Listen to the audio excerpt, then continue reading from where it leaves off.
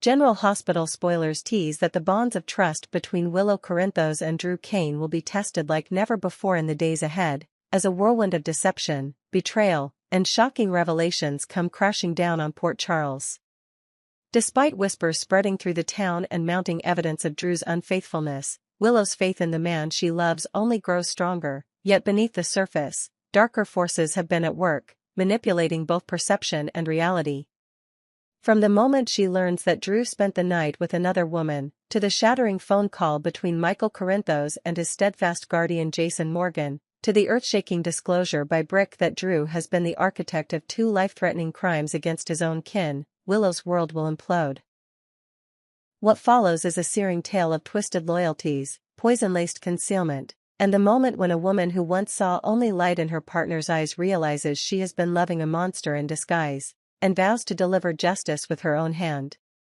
The story begins in the hushed corridors of General Hospital, where word has spread like wildfire. Drew Kane, having been found in the arms of an older woman late one evening, is the subject of bruising rumors and pointing fingers. Those who see the photos, hastily snapped by a paparazzo outside Crimson, are quick to judge. Whispers arise in Kelly's hallway. How could Drew, newly returned from a mission, betray the woman who has stood by him through trauma and scandal? How could Willow, radiant and resolute, forgive such a transgression? The insinuations grow malicious. At the Savoy Grill, patrons lean in to mutter about Willow's apparent blindness, about Drew's cold-hearted cruelty. Even Portia and Curtis exchange worried glances, fearing that Willow's heart will finally break. Yet when Willow herself hears the rumors, her reaction is nothing short of breathtaking. She refuses to believe a word. She trusts Drew implicitly, so much so that when he insists, in trembling admission, that he had no conscious intention to betray her, she embraces him without hesitation. In her mind, only one explanation suffices: something outside their love must have driven his hand. That explanation, buried beneath layers of manipulation, is ketamine. A potent anesthetic, slyly introduced into Drew's system during an evening spent in the hospital's break room, the drug clouded his judgment, scrambled his memories, and left him vulnerable to suggestions he would never have considered when fully aware. Unbeknownst to Willow, and to Drew himself, the entire encounter with the other woman was orchestrated by a shadowy figure who saw an opportunity to shatter the bond between the Corinthos scion and the man who shared his face. Yet as other women in Port Charles might seethe with jealousy or disgust, Willow responds with fierce protectiveness. She refuses to entertain any notion that Drew would cheat by choice. Instead, she channels her trust into determination. She will uncover the truth behind what happened that night, and she will stand by Drew when the entire town turns against him. While Willow's unwavering faith anchors her in a storm of gossip, a parallel drama unfolds across the Atlantic. Michael Corinthos, estranged from Willow by miles and circumstances, has been fruitlessly sending messages, longing to clear his name and reassure her that he never forbade their meeting in Germany. Late one evening, his phone buzzes with Jason Morgan's familiar ringtone. On speakerphone, Michael's voice trembles with frustration. "Dad, you've got to believe me, Willow flew to Frankfurt because she thought I didn't want to see her. But I never refused her. Someone lied to her." On the other end, Jason's gravelly calm belies his anger. He promises to investigate every angle, every staffer at the German clinic, every communication that passed between Willow and Michael. The two men pore over timestamps, email headers, and chat logs, until Jason uncovers the smoking gun, a hospital administrator paid off by Drew, instructed to tell Willow that Michael had rescinded the invitation to visit. Jason's jaw tightens at the thought. Drew has not only betrayed Willow's heart, he has actively conspired to erect walls between her and Michael, driving them apart with innuendo and subterfuge. When Jason relays the truth to Michael, the younger Corinthos bristles with rage. "He did this on purpose," Michael snarls into the phone. "He wanted her to suffer, to push her away." His voice shakes with the twin fires of betrayal and protective fury. "I'll get back to Port Charles as soon as I can, I'll make him pay." Yet Jason, though every fiber of his being aches to deliver vengeance, steps into the role of mediator. He reminds Michael that revenge can burn the seeker as surely as the target, that Drew remains Jason's twin, and that any act of retaliation must be executed with surgical precision, lest Michael become the very thing he loathes. Revenge is a dark path, Michael, Jason warns softly. Don't let anger blind you. Let me help you confront him. Together, we'll make sure justice prevails. Michael exhales, tension easing only slightly, as he acknowledges that he cannot pursue Drew alone. As Willow steels herself to stand beside Drew, believing in his every explanation, another messenger arrives with news that will shatter the fragile foundation she's constructed.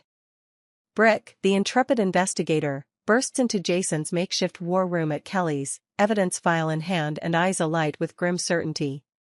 He places a sheaf of photographs and medical reports before Jason, images from the night Sonny's penthouse exploded in flames, photos of Michael's second and third degree burns as he was pulled from the inferno. Brick's voice is steady but charged with disbelief. They weren't accidents. Both the arson at Sonny's apartment and Michael's burns were orchestrated, and all the evidence points to Drew. He lays out the timeline, security camera footage showing Drew entering the rooftop suite just moments before the blaze, fingerprints on a canister of accelerant, and records of incinerated files that Drew once tried to destroy. Medical logs corroborate Drew's fingerprints on the oxygen line tampering that nearly suffocated Michael. He fabricated a cover story, an electrical fault, a freak accident, but this, Brick slams the file down, is irrefutable. Jason's knuckles whiten as he clenches the edge of the table. The scale of Drew's betrayal is staggering. The brother he raised alongside Michael, the man Willow loves, has deliberately targeted the boy he calls son with lethal intent. He did not simply betray trust, he sought to destroy it permanently, to murder the very nephew who once looked up to him. Jason's mind races. How many nights had he spent worrying over those files? How many times had he counseled Drew through his demons, never suspecting that the real darkness lay within? His heart pounds with both protective instinct and paternal fury, but even as he seethes, a single thought crystallizes: he cannot let Drew slip away again. Meanwhile, Willow's confidence in Drew has never seemed stronger. She visits him at his sparsely furnished loft, where he's recovering from the ketamine-induced haze. He greets her with a tentative smile, relief flooding his features as she falls into his arms. Her eyes, alight with compassion, betray none of the storm gathering beyond the walls. "I know you'd never do this on purpose," she whispers, brushing his hair back. "We'll uncover who did this to you, I promise." Drew, shaken but buoyed by her trust, nods, gratitude and guilt warring in his gaze. In their embrace, the outside world, with its malign gossip and harsh judgments, dissolves into shadows. But the floor drops from beneath Willow's faith when Jason and Brick arrive at her door late one evening, their expressions grave. They usher Willow into the living room, where Brick spreads the compiled evidence on a low table. Willow's breath hitches as she beholds the incriminating photographs, Drew's dark silhouette against the fiery backdrop of Sonny's penthouse, the hospital logs listing his name under unauthorized personnel in Michael's burn unit, and the tattered remains of a ledger that documented Drew's clandestine purchases of accelerants. Jason's voice, usually low and measured, cracks with betrayal as he speaks. "Willow, I'm so sorry you had to see this. But you deserve the truth. Drew planned these attacks. He set fire to Sonny's apartment, and he tampered with your fiancé's medical equipment. Both crimes were aimed at hurting you and Michael." For a moment, Willow stands mute, the world swirling around her like quicksilver. The man she has unwaveringly defended, the partner she has shielded from Port Charles's scorn, the twin brother her husband reveres, all of it collapses into a singular act of monstrous cruelty. Tears spring to her eyes, rage and hurt flooding her veins with ice. "No," she whispers, voice choked. "No, that can't be true." She waves a trembling hand at the photographs, as if banishing them with disdain. "He wouldn't, he couldn't," but Jason's solemn nod confirms the agony in her chest. The evidence is overwhelming.